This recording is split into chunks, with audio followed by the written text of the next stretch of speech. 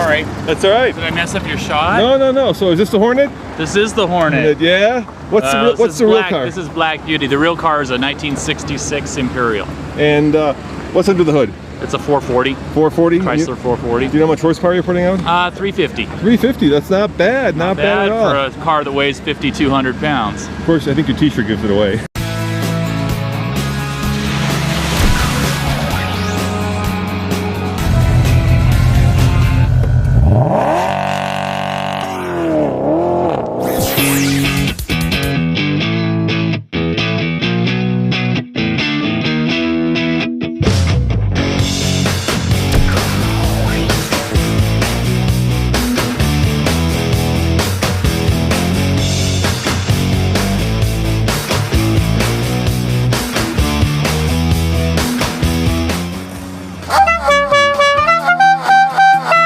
Would you blip the throttle? It sounds so good.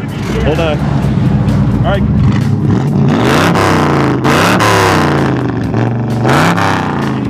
You gotta love that. American muscle at its best. Yeah. You are obviously a Gran Torino fan. Or a Starsky and Hutch fan. Of course, yes. Why Starsky and Hutch?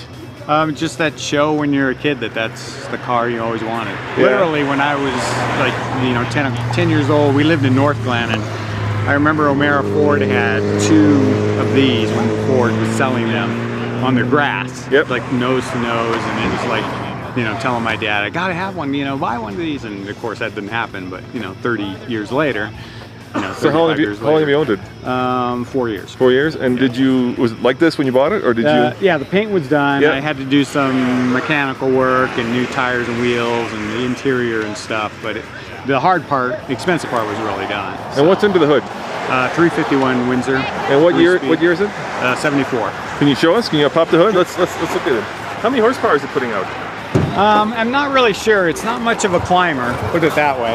Yeah, It's all souped up, and it's got headers and all that kind of stuff on it. nice. So it does okay. And what's your favorite part of actually owning a TV show car? Well, it was just, one of those cool things to always have. And I remember when I was a kid too, and even as I was a teenager and 20 years old, people had these. Yeah. And, it was just like the coolest car that was on TV, at the time. And I just like having it just because, everybody loves it and everybody recognizes it. And I like when people try to tell their kids, this was a show like when I was a kid, and they're trying to tell their little kids and they don't know, even the movie is nearly 10 years old now.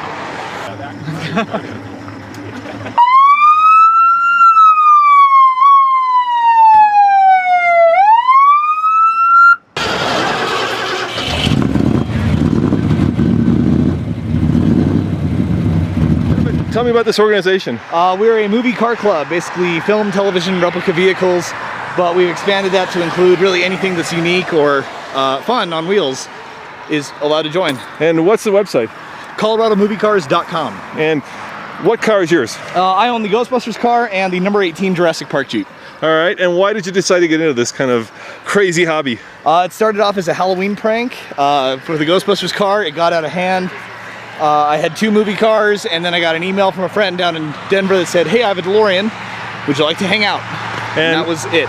Your movie car obviously is a modern interpretation of the original because it's a Magnum. Correct. It was built as a road trip car. I know lots of guys with 59s, they've never made it from home for more than an hour away. And that car has been to both coasts at least 2 or 3 times. What do people say when they see that? Are they curious, or do they kind of get it right away? They get it right away. Yeah. Well, for the most part. Some people think we're a Google car, but everybody else knows that it's Ghostbusters.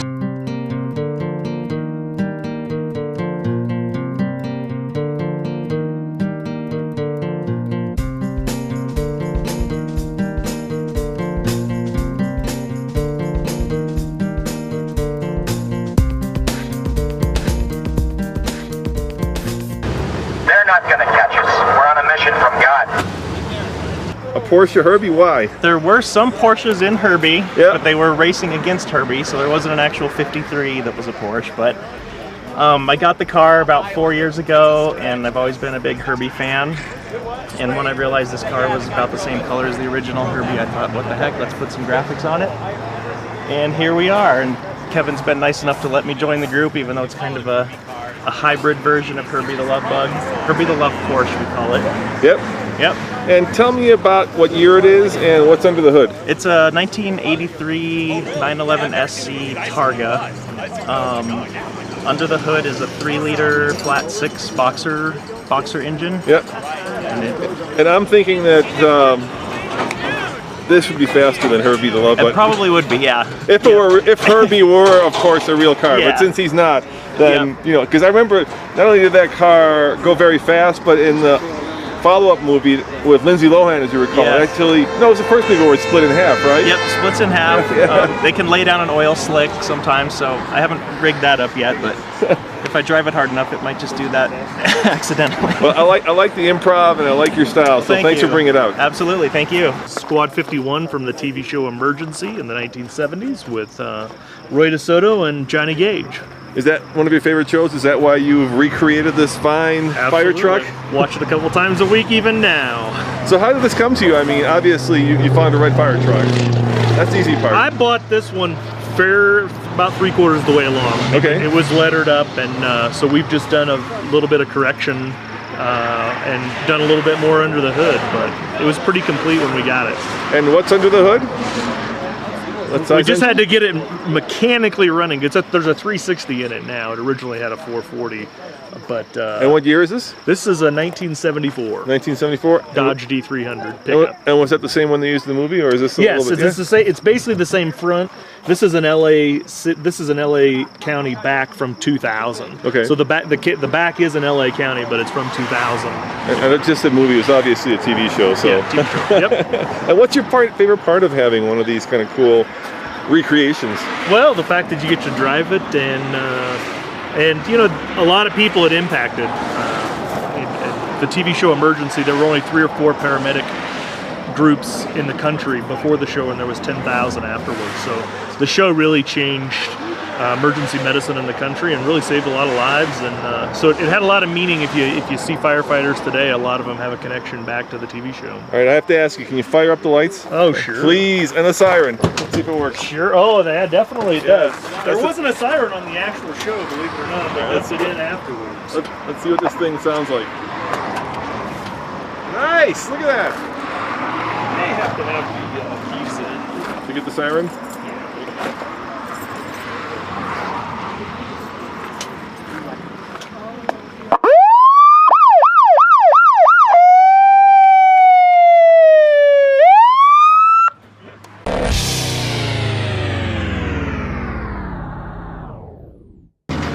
Is this yours? Yeah. All right. So are you Jake, or are you... When in costume, I'm usually in Elwood. All right, you're in Elwood. Yep. Can you turn it on again? Yep. Yeah, let's see what it says. It sounds here. Yeah. Well, we can do 106 miles to Chicago. We got a full tank of gas, half a pack of cigarettes. It's dark, and we're wearing sunglasses. Hit it. They're not gonna catch us. I love that. That is so cool.